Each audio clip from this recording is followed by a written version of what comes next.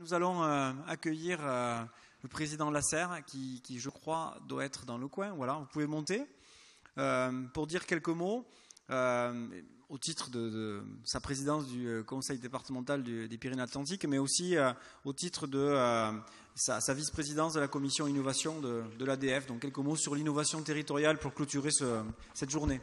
Bien, je vous avoue que je suis, après les dernières interventions extrêmement riches et intéressantes, je suis très embarrassé, je n'ai pas participé à toute la journée. Et il est bien évident qu'après autant d'évocations, de propos, d'illustrations d'un très très haut niveau, prétendre clôturer une journée comme celle-ci, c'est très prétentieux. Et puis je me dis qu'après tout, si je ne partais que chargé d'interrogations, de bonnes interrogations, c'est déjà un beau progrès. Dans le crâne de chacun, je pense que ça peut. Simplement, d'abord, je voudrais très sincèrement vous remercier pour cette initiative, dont je sais qu'elle a réuni pas mal de régions françaises. Je crois que c'est vraiment très intéressant, et je le dis sans flagornerie. Je crois qu'on a un intérêt collectif commun de se nourrir de nos propres réflexions, de nos interrogations, de nos réflexions, de nos perspectives de solutions. Pour rester sur le numérique, alors j'ai bien entendu les propos de M. Jambe, que je connais depuis longtemps. Quand M. Jambe veut décoiffer, il sait décoiffer, il met toujours une belle TVA en plus. J'ai écouté les propos de l'intervenant précédent. Moi, si j'avais un simple mot, d'abord à mettre très en avant, quel sens donnons-nous à tout ceci? Et vraiment, sur cette interrogation, on aura l'occasion, je crois, je l'espère en tout cas, de nous retrouver, de nous revoir, tant on peut sortir et on peut être convaincu que ce qui se passe maintenant, et c'est pour ça que l'innovation est nécessaire et fondamentale, ce qui se passe depuis quelques années, et notamment l'apparition du numérique, et notamment l'évolution sociétale, et notamment les grands chambardements institutionnels dont vous êtes tous, je ne dis pas les victimes, dont vous êtes tous les acteurs. Je crois très sincèrement qu'on n'a jamais connu dans nos vies, je suis probablement le doyen de cette salle, en tout cas je n'ai jamais connu des moments d'aussi intenses changements que les moments que nous vivons maintenant. L'apparition du numérique, bien entendu, nourrit cette formidable accélération, et c'est pour ça que ce débat tombe à point nommé, et ce que nous vivons depuis quelques mois, notamment c'est la loi NOTRe, c'est le changement des institutions, bien entendu ne font que rajouter à l'impérieuse nécessité que nous avons de nous adapter et que nous avons d'innover. Je pense véritablement que l'innovation, l'imagination, les pistes nouvelles qu'on essaie de créer, je suis convaincu que ce sont dans des moments de crise, y compris de crise financière, qu'on peut mieux s'en sortir. Moi, dans ma vie, je vous dis, ça n'a rien d'exceptionnel, mais j'ai eu l'occasion de gérer des affaires économiques intéressantes, j'ai eu l'occasion dans ma vie de présider des institutions qui ont gagné beaucoup d'argent, et lorsque nous avons essayé de lancer de l'innovation, de la diversification, alors que nous étions des nantis dans un paysage économique chahuté, on s'est toujours planté. Et je crois véritablement que dans les moments de grande interrogation sont toujours beaucoup plus fertiles pour trouver le bon créneau d'initiative, pour trouver le bon créneau d'innovation. En tout cas, c'est ainsi que je vois les choses et c'est pour ça que je dis cette thématique-là, le thème générique que vous avez évoqué, il faut absolument que nous essayions de le développer. Faut-il des moyens financiers? C'est pas forcé. Au contraire, c'est dans les situations de crise et de grande interrogation qu'il faut essayer d'avancer. Je crois, en tout cas c'est ce que j'essaie de mettre en pratique, le mot est très grand, mais je crois qu'il y a des ingrédients et des recettes toutes simples qu'on ne doit pas oublier. J'ai noté quelques mots. Faut-il s'écarter de la pensée unique? Je crois que oui. Moi, je suis personnellement totalement opposé aux grands schémas nationaux européens qui consistent à fabriquer du moule dans lequel nous sommes priés de nous insérer parce que les seules solutions se dérouleront dans ces moules-là. Je crois que véritablement l'innovation a quelque chose de particulier, c'est qu'elle doit s'adapter aux particularités territoriales, régionales, aux spécificités que nous connaissons. Si on ne retient pas cette idée, je crois que malheureusement on part sur des postulats qui ne sont pas des bons postulats. Je crois également qu'au niveau de l'innovation, parce que là on fait appel à nos intellects, il faut toujours éviter de rester dans ce que j'appelle la consanguinité intellectuelle. Je crois qu'on gagne beaucoup, c'est déjà une prise de risque, je crois qu'on gagne beaucoup sur un thème donné à s'entourer de points de vue, à s'entourer d'expressions, à s'entourer des préoccupations et des préconisations de solutions de personnes qui ne sont pas forcément issues de nos propres milieux. Moi, j'ai toujours considéré que la sphère politique a plutôt intérêt de regarder ce qui se passe sur les mêmes thèmes autour d'elle ce que j'appelle éviter la consanguinité intellectuelle. Je crois que nous avons également intérêt à nous accorder sur les voyants. Quand on juge des situations données, c'est toujours de l'évocation de situations, de l'analyse très fine des situations qu'on doit mieux détecter les endroits où porte l'initiative, où doivent porter les changements. Il faut qu'on passe du temps à faire du constat, à faire de l'évaluation. Je vais y revenir dans un instant. Il faut qu'on soit d'accord de prendre des risques. Il faut qu'on soit d'accord de prendre des risques. Je reviendrai tout à l'heure à l'expérience départementale que j'avais lancée quand je présidais l'institution départementale il y a une douzaine d'années. Depuis, les électeurs m'ont mis au repos et puis je me suis réintéressé. Il faut dans la vie prendre des risques et il faut surtout rendre ce risque acceptable par ceux qui nous entourent, par ceux qui nous jugent et par ceux qui nous accompagnent, ce qui me fait dire que dans les prises de risques, ou en tout cas dans les initiatives, il y a un sujet qui, moi, me taraude, ou en tout cas j'essaie de le faire évoluer. De quelle façon peut-on cultiver l'acceptabilité et l'appropriation des initiatives? La particularité de notre pays, je pense, c'est que les élus n'ont plus un capital confiance. Je lisais tout à l'heure un baromètre qui disait les maires 65% confiance et puis décrescendo, le député, le parlementaire 22 ou 23%. En tout cas, ça veut dire simplement que toute initiative de caractère public et de caractère politique, si elle n'est pas présentée, analysée, acceptée, dans le sens de la culture du partenariat, je crois que ça ne marche pas. Et c'est donc un élément que moi je livre toujours à la réflexion de ceux avec lesquels j'ai la chance de travailler. Nous sommes en train de remettre en place un projet départemental. J'espère, je souhaite que l'ensemble de nos collaborateurs travailleront avec nous. Pourquoi? Parce que je sais, et peut-être les usagers sous des formes qu'il faut déterminer. Alors c'est plus facile à évoquer qu'à mettre en pratique, mais je sais que l'appropriation collective va être le thème dominant dans le déroulement des projets dans les années à venir, tant les configurations sont compartimentées, étant, je crois, que nous avons besoin, lorsqu'il faut des grands changements, nous avons besoin que la société les accepte, que la société les accompagne et que la société les fasse siens. Voilà les quelques mots que je voulais vous dire avant de parler du numérique. Alors ça veut dire qu'il faudra probablement, je crois, sur un plan général, je reste sur le général, revisiter le jeu des acteurs. Il n'y aura pas d'appropriation collective si on ne revisite pas le jeu des acteurs. Hors de question de mettre la sphère politique d'un côté, les entreprises de l'autre, le secteur associatif de l'autre. Je pense qu'en ce moment, outre l'apparition du numérique, outre les changements institutionnels, il y a de grands changements qui s'opèrent dans notre société. Je ne suis pas un initiateur de l'économie collaborative. Je ne suis pas un initiateur de l'économie circulaire. Quand je vois les initiatives qui sont prises, ça me fait dire, même si je considère que toutes ne sont pas pertinentes, notamment en termes de durée, mais quand même, ça me fait dire qu'il y a des gisements d'initiatives, il y a de véritables volontés de solidarité qui trouvent l'expression dans les expériences que nous vivons. Et je pense que cette évolution sociétale devra nourrir nos réflexions lorsqu'on mettra en route nos propres modèles de développement et nos initiatives. J'en dis quelques mots sur le projet départemental du numérique. Il y a quelques années, c'était il y a une douzaine d'années, M. Jean me connaissait très bien ces initiatives, nous avons décidé, les Pyrénées-Atlantiques, nous avons décidé, d'avancer, d'être les précurseurs, les pionniers.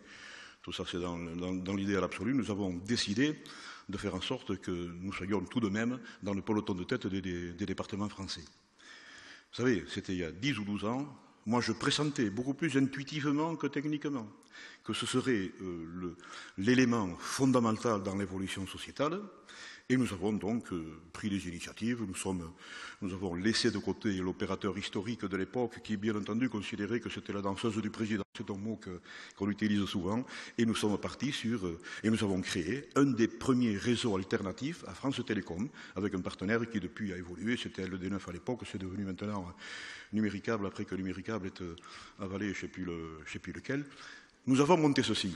Et nous étions véritablement des précurseurs sur les NRA, les réseaux de cuivre, 80% des populations en aptitude de prendre du haut débit, dans certains cas du très très haut débit, et nous avons complété ceci par de l'hertzien, par du WiMAX, avec toutes les difficultés que l'on peut imaginer autour de ceci, d'insuffisance technique, de couverture inégale du territoire et du rejet des populations par rapport aux fameuses ondes que ce dispositif ne manque pas de... Bon.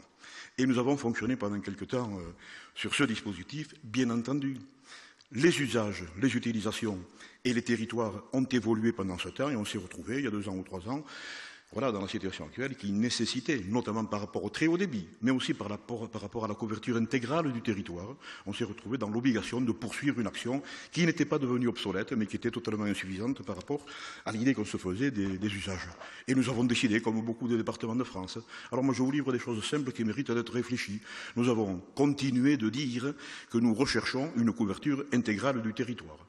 Alors, propos bien entendu, quand je parlais de pensée unique, c'est à ça que je pensais.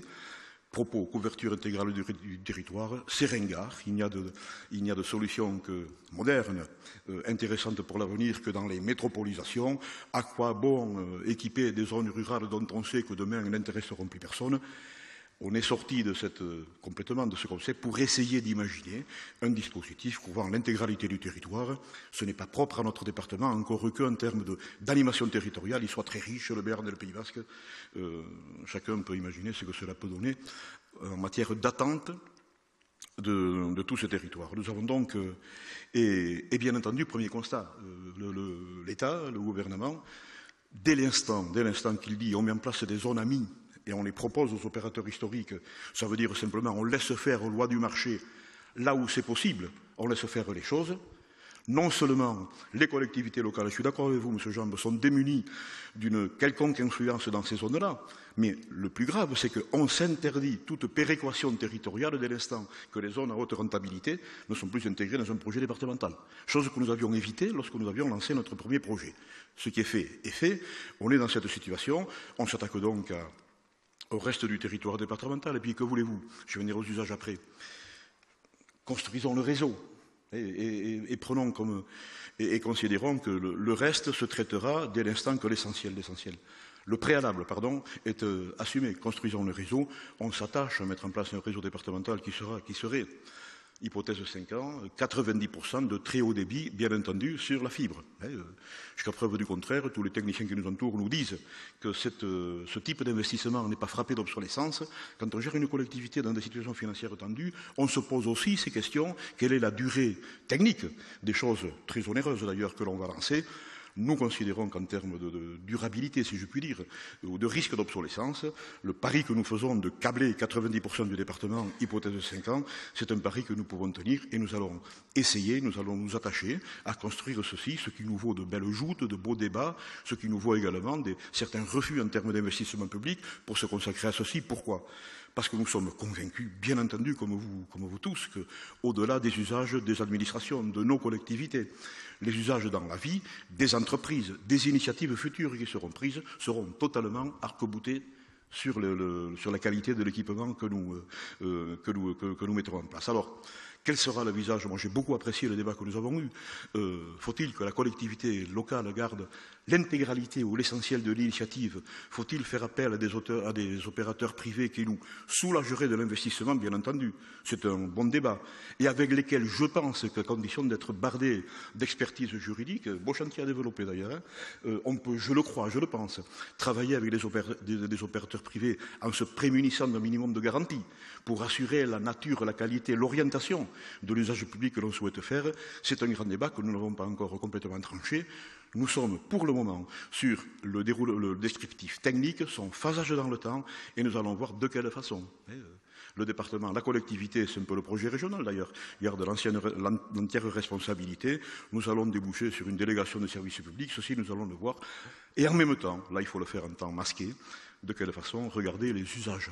Alors, moi, je n'aurais tout de même pas une lecture trop pessimiste sur l'état actuel de l'utilisation de ces nouvelles techniques. Nos communes, nos collectivités utilisent énormément. Beaucoup de choses se sont passées.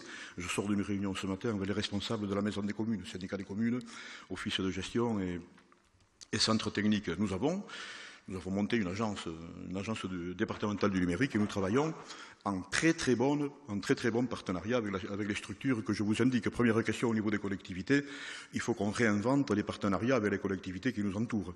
Parce que nous aurons tous faim, nous serons tous dans le besoin financièrement, et parce que la réforme territoriale va nous obliger à certaines choses.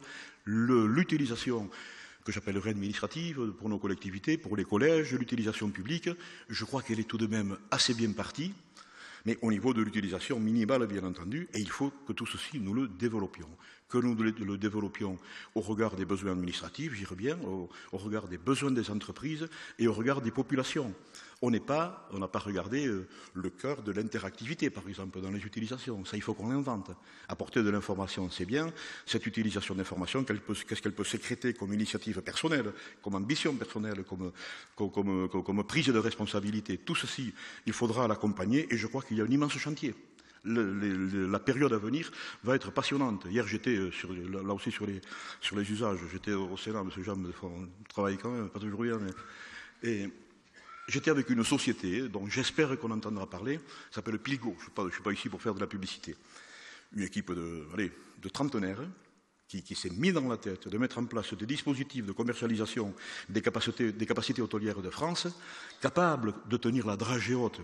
Ils mettront du temps, à Booking.com, à Expedia, à toutes ces structures dont on sait qu'elles ont le siège à l'extérieur, qu'elles payent leurs résultats à l'extérieur, qu'elles rendent totalement prisonnières les structures qui commercialisent des chambres. Il faut voir de quelle façon les hôteliers sont prisonniers de...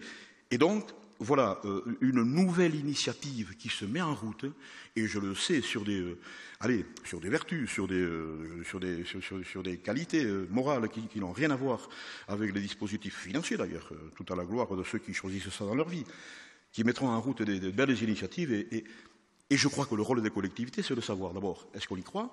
Est-ce qu'on les accompagne? Ces braves gens, quand je leur ai dit, moi je me charge de mettre les CRT en relation avec vous, les CDT, les associations de consommateurs. On néglige beaucoup trop les associations de consommateurs, souvent en les considérant comme étant des empêcheurs de tourner en rond et fustigeant trop souvent l'activité, notamment des entreprises.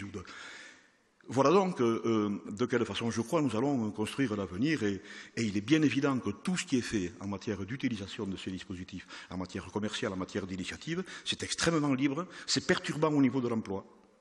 Moi, je pense que beaucoup plus que ces techniques-là, l'utilisation des futures intelligences artificielles, des robotisations, va être encore plus destructrice de l'emploi. Mais qu'est-ce qu'il vous dit? Malheureusement pour ces pays-là, que ce ne sera pas le fait majeur pour rapatrier vers chez nous des industries qui sont parties à cause des bas-coûts. C'est ça les grands débats qui sont lancés. Donc tout ceci, moi j'en suis convaincu, je n'ai pas de réponse à apporter. Sauf qu'il faut que ces problèmes soient révélés, qu'ils soient exposés et que ces débats trouvent les endroits où on peut véritablement les engager. Et je vous le dis, ça nous permettra à nous peut-être de faire notre travail dans des conditions différentes, ça nous permettra d'échanger, ça nous permettra d'évoquer aussi auprès de vous quelles sont les âpretés de nos contraintes. En tout cas, voilà ce que je comptais vous dire aujourd'hui. Je vous remercie de cette initiative et j'espère que forcément, elle continuera et peut-être quel sens faut-il donner à tout ceci? Merci, Président Lasserre.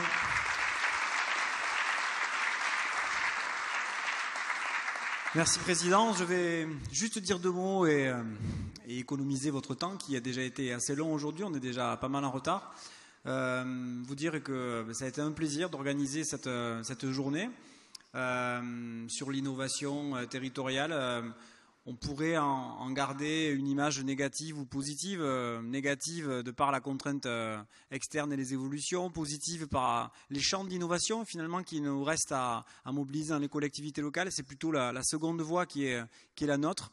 Bien sûr, cette journée ne se suffit pas elle-même. On n'a pas imaginé et décrit toutes les solutions. Monsieur Finzi, tout à l'heure, nous disait qu'il espérait que des solutions seraient apportées. On en a apporté quelques-unes avec leurs limites, leurs bénéfices. Voilà, donc on espère avoir apporté une pierre à l'édifice de votre propre construction de cette démarche d'innovation dans vos collectivités. On a bien conscience que cette seule journée ne suffit pas, donc c'est pour ça que je profite de ma conclusion pour vous inviter d'ores et déjà l'année prochaine.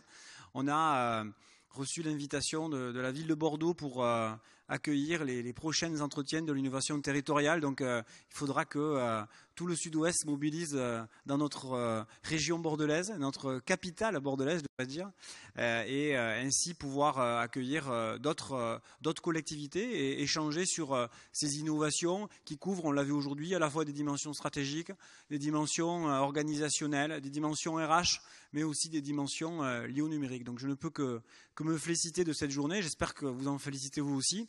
Et je vous dis à l'année prochaine pour nos prochains entretiens de l'innovation territoriale. Merci.